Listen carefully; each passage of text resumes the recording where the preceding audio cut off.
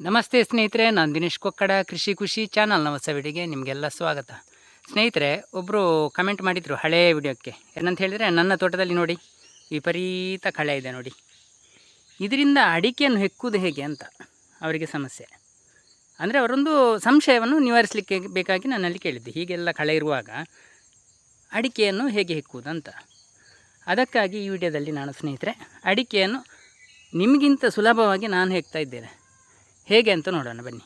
ನೋಡಿ ಸ್ನೇಹಿತರೆ, ನಮ್ಮ ದಕ್ಷಿಣ ಕನ್ನಡ ಭಾಗದಲ್ಲಿ ಈ ಸಮಯಕ್ಕೆ ಅಂದರೆ ಮಳೆಗಾಲದಲ್ಲಿ ಅಡಿಕೆ ಗಿಡದಲ್ಲಿ ಯಾವುದೇ ಕಾರಣಕ್ಕೂ ಹಣ್ಣಡಿಕೆ ಸಿಗುವುದಿಲ್ಲ ನಮಗೆ.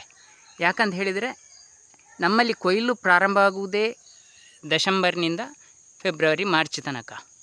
ಹಾಗಾಗಿ ಈಗ ಕೇವಲ ಒಂದು 10% ಗಿಡದಲ್ಲಿ ಹಣ್ಣಡಿಕೆ ಸಿಗ್ತದೆ. ಬೇಗ ಹಿಂಗಾರ ಹೋಗಿದ್ದರೆ ಅಂಥ ಗಿಡದಲ್ಲಿ ನಮಗೆ ಸ್ವಲ್ಪ ಹಣ್ಣಡಿಕೆ ಸಿಗ್ತದೆ ಸ್ನೇಹಿತರೆ. ಉದಾಹರಣೆಗೆ ನೋಡೋದಾದರೆ ನೋಡಿ, ಈ ಗಿಡವನ್ನು ಗಮನಿಸಿ, ಇದರಲ್ಲಿ ಒಂದು 4 ಹಣ್ಣಡಿಕೆ ಗಿಡ ಕಾಣ್ತಾ ಇರ್ಬೋದು ನಿಮಗೆ ನೋಡಿ. ಹಾಗೆಯೇ ಈ ಗಿಡವನ್ನು ನೋಡಿ, ಇದರಲ್ಲಿ ಕೂಡ ಒಂದು ಸ್ವಲ್ಪ ಹಣ್ಣಡಿಕೆ ಕಾಣ್ತಾ ಇದೆ ನೋಡಿ. ಆದರೆ ಬಾಕಿ ನೀವು ಹೆಚ್ಚಿನ ಅಡಿಕೆ ಗಿಡವನ್ನು ಗಮನಿಸಿದರೆ ಎಳೆಯ ಅಡಿಕೆಗಳೇ ಕಾಣ್ತಾ ಇರೋದು ನೋಡಿ. ಅಲ್ಲಿ ಒಂದು ಗಿಡದಲ್ಲಿ ಕೂಡ ಕಾಣ್ತದೆ ಹಣ್ಣಡಿಕೆ, ಗಮನಿಸ್ಬೋದು ನೀವು ನೋಡಿ. ಅಂದರೆ 100 ಗಿಡ ಇದ್ದರೆ 10 ಅಡಿಕೆ ಗಿಡದಲ್ಲಿ ಬೇಗ ಹಿಂಗಾರ ಹೋದ ಗಿಡದಲ್ಲಿ ನಮಗೆ ಸ್ವಲ್ಪ ಹಣ್ಣಡಿಕೆ ಸಿಗುವ ಸಾಧ್ಯತೆ ಇರ್ತದೆ. ಆದರೆ ನಾವು ಇಷ್ಟೆಲ್ಲ ಕಳೆ ಇರುವಾಗ ಅದರಲ್ಲಿ ನಮಗೆ ಗೊತ್ತಾಗೋದು ಹೇಗೆ, ಯಾವ ಗಿಡದಲ್ಲಿ ಬಿದ್ದಿದೆ, ಯಾವ ಗಿಡದಲ್ಲಿ ಹಣ್ಣಾಗಿದೆ, ಅದನ್ನು ಹೆಕ್ಕುವುದು ಹೇಗೆ? ಸುಲಭ ಇದೆ ಸ್ನೇಹಿತರೆ. ನಾವು ಅಡಿಕೆ ತೋಟಕ್ಕೆ ಒಂದು 10-15 ದಿನಕ್ಕೊಮ್ಮೆ ಭೇಟಿ ಕೊಟ್ಟಾಗ ನೋಡಿ, ಯಾವುದು ಕೆಂಪಾಗಿದೆ ಅಂತ ಕಾಣ್ತದೆ ಅದಕ್ಕೆ ನೋಡಿ, ಇಲ್ಲಿ ನಿಮಗೆ ಕಾಣ್ಬೋದು ಒಂದು ಕೆಂಪಾಗಿನ ರಿಬ್ಬನ್ ಕಟ್ಟಿಬಿಟ್ಟಿದ್ದೇನೆ ಸ್ನೇಹಿತರೆ ನೋಡಿ. ಈ ಗಿಡದಲ್ಲಿ ಹಣ್ಣಾಗಿದೆ, ಇದಕ್ಕೂ ಕಟ್ಟಿದ್ದೇನೆ ನೋಡಿ. ನಾವು ಯಾವಾಗಲಾದರೂ ಒಮ್ಮೆ ತೋಟಕ್ಕೆ ಭೇಟಿ ಕೊಟ್ಟಾಗ ಈ ಅಡಿಕೆ ಗಿಡದ ಬುಡಕ್ಕೆ ಪರಿಶೀಲನೆ ಮಾಡಲೇಬೇಕು. ಯಾಕಂತ ಹೇಳಿದರೆ ಮೊದಲೇ ಇದರಲ್ಲಿ ಸ್ವಲ್ಪ ಕೆಂಪಾಗಿರ್ತದೆ, ಅದರಲ್ಲಿ ಹಣ್ಣಾದದ್ದು ಬೀಳ್ತದೆ. ಆದರೆ ಎಲ್ಲಿ ಬೀಳ್ತದೆ? ಈ ಕಳೆಗಳ ಎಡೆಯಲ್ಲಿ ನನ್ನ ಅಡಿಕೆ ತೋಟ ಇದೆ ನೋಡಿ, ಇದಕ್ಕೆ ನಾನು ರಿಬ್ಬನ್ ಕಟ್ಟಿದ್ದೇನೆ. ಈಗ ಒಂದು ಹಣ್ಣಾಗ್ತಾ ಇದೆ ಅಷ್ಟೇ. ನಾವು ಈ ಅಡಿಕೆ ಮರದ ಬುಡಕ್ಕೆ ಬಂದು ಒಮ್ಮೆ ನೋಡುವ, ನಮಗೆ ಅಡಿಕೆ ಸಿಗ್ತದೆ ಇಲ್ವ ಅಂತ ನೋಡಬೇಕಲ್ಲ ಮೊದಲು. ನೋಡಿ, ಇಷ್ಟು ಸ್ಪಷ್ಟವಾಗಿ ಕಾಣ್ತದೆ ನೋಡಿ.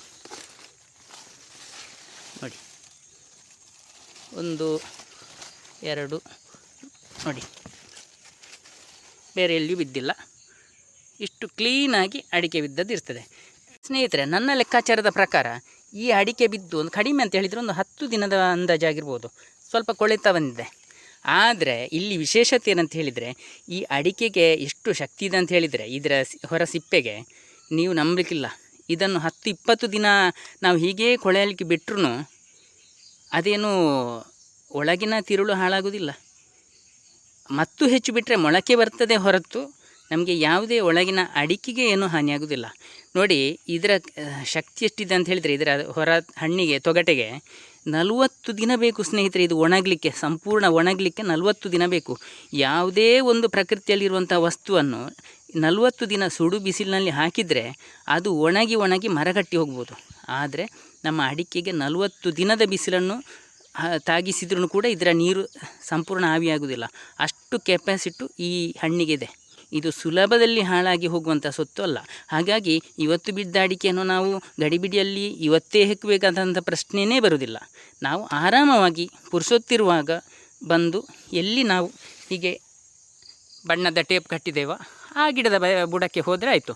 ನಾವು ಅನಗತ್ಯವಾಗಿ ಇದ್ದ ಎಲ್ಲ ಗಿಡಗಳ ಬುಡಕ್ಕೆ ಹೋಗಿ ಅಲ್ಲಿ ಅಡಿಕೆ ಬಿದ್ದಿದೆಯೋ ಅಲ್ಲಿ ಅಡಿಕೆ ಬಿದ್ದಿದೆಯೋ ಅಂತ ನೋಡುವ ಪ್ರಶ್ನೆಯೇ ಬರುವುದಿಲ್ಲ. ಹೆಚ್ಚಿನವರು ಹಾಗೆಯೇ ಮಾಡ್ತಾ ಇರೋದು. ಕಳೆ ತೆಗೆದಿರಲಿ ತೆಗೆಯದಿರಲಿ, ಕಳೆ ಅಂತೂ ನಿಮ್ಮ ತೋಟದಲ್ಲಿ ಬಂದೇ ಬರ್ತದೆ ಸ್ನೇಹಿತರೆ. ಏನೆಲ್ಲದಿದ್ರೂ ಹುಲ್ಲಂತೂ ಬಂದೇ ಬರ್ತದೆ ನೋಡಿ. ಇಲ್ಲಿ ಒಂದು ವಿಶೇಷ ಒಂದು ಸಂಗತಿ ಏನಂತ ಹೇಳಿದರೆ, ನೀವು ನನ್ನ ತೋಟವನ್ನು ಕಳೆ ಅಂತ ಹೇಳ್ತೀರಿ, ಆದರೆ ನಿಮ್ಮ ತೋಟದಲ್ಲಿ ಹುಲ್ಲಂತೂ ಬಂದೇ ಬರ್ತದೆ. ಯಾವ ತೋಟದಲ್ಲಿ ಹುಲ್ಲಿದೆ ಅದು ಬರಡು ಅಂತ ಲೆಕ್ಕ. ಯಾಕಂತ ಹೇಳಿದರೆ ಪೋಷಕಾಂಶ ಇಲ್ಲದ ಜಾಗಕ್ಕೆ ಮೊದಲು ಪ್ರಕೃತಿ ಕೊಡುವಂಥದ್ದು ಹುಲ್ಲು. ಪ್ರಕೃತಿಯಲ್ಲಿ ಭೂಮಿಯ ರಕ್ಷಣೆಯನ್ನು ಅದು ಮಾಡಲಿಕ್ಕೆ ಯಾವಾಗಲೂ ರೆಡಿ ಇರ್ತದೆ. ಹಾಗಾಗಿ ಹುಲ್ಲು ಬರ್ತದೆ. ಈ ಹುಲ್ಲಿನಲ್ಲಿ ಬಿದ್ದ ಅಡಿಕೆಯನ್ನು ಹೆಕ್ಕಲಿಕ್ಕೆ ಸ್ವಲ್ಪ ಕಷ್ಟ ಸ್ನೇಹಿತರೆ. ಆದರೆ ಇಲ್ಲಿ ಇರೋದು ಹುಲ್ಲಲ್ಲ, ಇಲ್ಲಿ ಇರೋದು ಗಿಡಗಳು. ನೀವಿಲ್ಲಿ ಗಮನಿಸ್ಬೋದು. ಇನ್ನೊಂದು, ನನ್ನ ತೋಟದ ಮಣ್ಣು ಕ್ಲೀನಾಗಿ ಕಾಣ್ತದೆ ನೋಡಿ.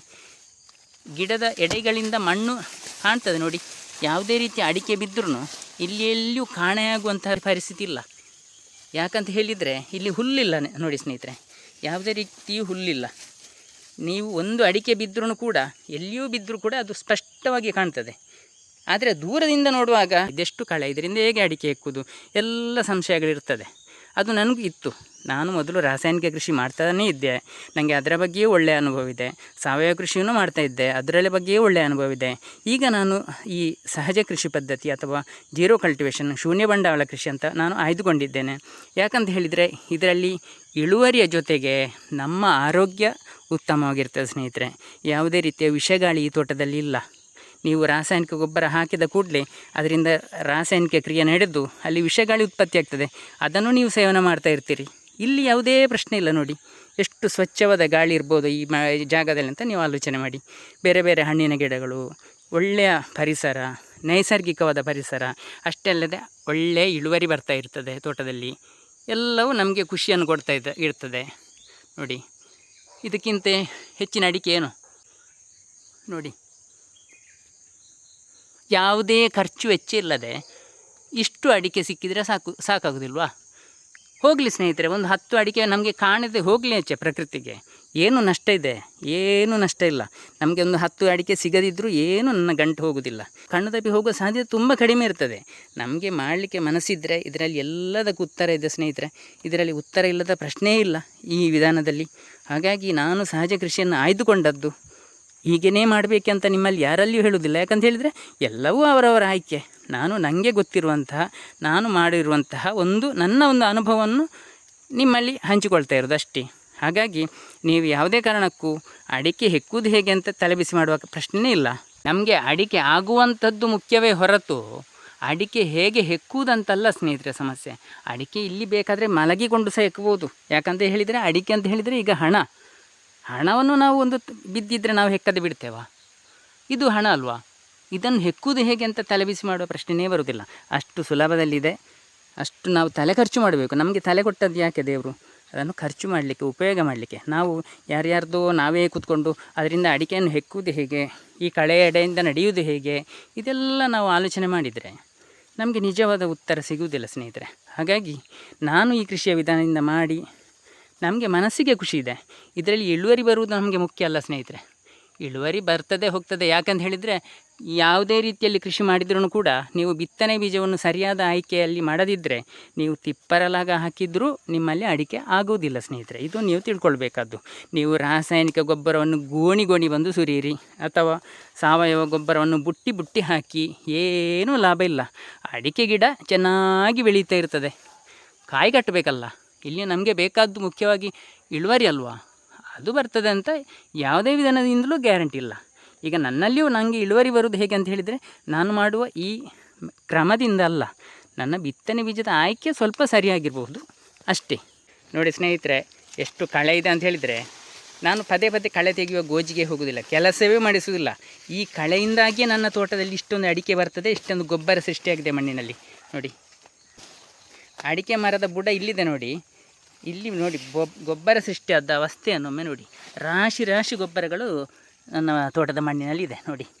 ಯಾವುದೇ ಖರ್ಚು ವೆಚ್ಚ ಇಲ್ಲದೆ ಕೇವಲ ಈ ಕಳೆಗಳ ಎಳೆಗಳು ಬಿದ್ದು ಅದನ್ನು ಎರೆಹುಳಗಳು ತಿಂದು ಬೇರೆ ಬೇರೆ ಕೋಟಿ ಜೀವಿಗಳು ತಿಂದು ವಿಸರ್ಜಿಸಿದಾಗ ಆಗುವಂಥದ್ದೇ ನಿಜವಾದ ಗೊಬ್ಬರ ಸ್ನೇಹಿತರೆ. ನೀವು ತಂದು ಹಾಕುವಂತಹ ರಾಸಾಯನಿಕಯುಕ್ತವಾದ ಕೋಳಿ ಗೊಬ್ಬರನೋ ಆಡಿನ ಹಿಕ್ಕೆಯೋ ಅಥವಾ ದನದ ಸೆಗಣಿಯು ಗೊಬ್ಬರ ಅಲ್ಲ ಸ್ನೇಹಿತರೆ. ಅದು ನಮ್ಮ ತೋಟಕ್ಕೆ ನಿಜವಾಗಿ ಹೇಳುವುದಾದರೆ ಅದು ವಿಷ ಅಂತಲೇ ಹೇಳ್ಬೋದು. ಎಲ್ಲಿಯೋ ಒಂದು ಕಡೆ ನಾಟಿ ದನದ ಗೊಬ್ಬರ ಸ್ವಲ್ಪ ಒಳ್ಳೆಯದಿರಬಹುದು, ಅದನ್ನು ಬಿಟ್ಟರೆ ಈಗ ನಾಟಿ ದನ ಎಲ್ಲಿಯೂ ಇಲ್ಲ. ಈಗ ಎಲ್ಲ ನಾವು ರಾಸಾಯನಿಕಯುಕ್ತವಾದ ಆಹಾರವನ್ನು ಕೊಟ್ಟು ಸಾಕಿದಂತಹ ದನಗಳೇ ಇರೋದ್ರಿಂದ ಅದರ ಗೊಬ್ಬರ ಸೆಗಣಿ ಕೂಡ ಗೊಬ್ಬರ ಅಂತ ಹೇಳಲಿಕ್ಕೆ ಆಗೋದಿಲ್ಲ. ಅಷ್ಟೇ ಅಲ್ಲದೆ ನೀವು ಹಾಕುವಾಗ ಅದರಲ್ಲಿ ಬೇಕಾದಷ್ಟು ವಿಷಾನಿಲಗಳು ತುಂಬಿರ್ತದೆ. ಹಸಿ ಗೊಬ್ಬರವನ್ನು ಹಾಕಿದಾಗ ಅದೆಲ್ಲ ನಮ್ಮ ಅಡಿಕೆ ತೋಟಗಳಿಗೆ ಹಾನಿ ಮಾಡ್ತದೆ. ಆದರೆ ನೋಡಿ ಇಷ್ಟೆಲ್ಲ ಕಳೆಯ ಗಿಡಗಳ ಎಲೆಗಳು ಅದು ಹಣ್ಣಾಗಿ ಬಿದ್ದ ನಂತರ ಆ ಎಲೆಗಳನ್ನು ನಮ್ಮ ಭೂಮಿಯಲ್ಲಿರುವ ಜೀವಿಗಳು ಇಷ್ಟಪಟ್ಟು ತಿಂತದೆ ಸ್ನೇಹಿತರೆ. ಈ ಕೃಷಿ ಮಾಹಿತಿ ನಿಮಗೆಲ್ಲ ಇಷ್ಟವಾಗಿದ್ದರೆ ಸಬ್ಸ್ಕ್ರೈಬ್ ಮಾಡದೆ ನೋಡ್ತಿದ್ರೆ ದಯವಿಟ್ಟು ಸಬ್ಸ್ಕ್ರೈಬ್ ಮಾಡಿ, ಹಾಗೆಯೇ ಬೇರೆಯವ್ರಿಗೂ ಶೇರ್ ಮಾಡಿ, ಒಂದು ಲೈಕ್ ಕೊಡಿ ಸ್ನೇಹಿತರೆ. ಮುಂದಿನ ವಿಡಿಯೋದೊಂದಿಗೆ ಮತ್ತೆ ಸಿಗೋಣ. ಧನ್ಯವಾದಗಳು.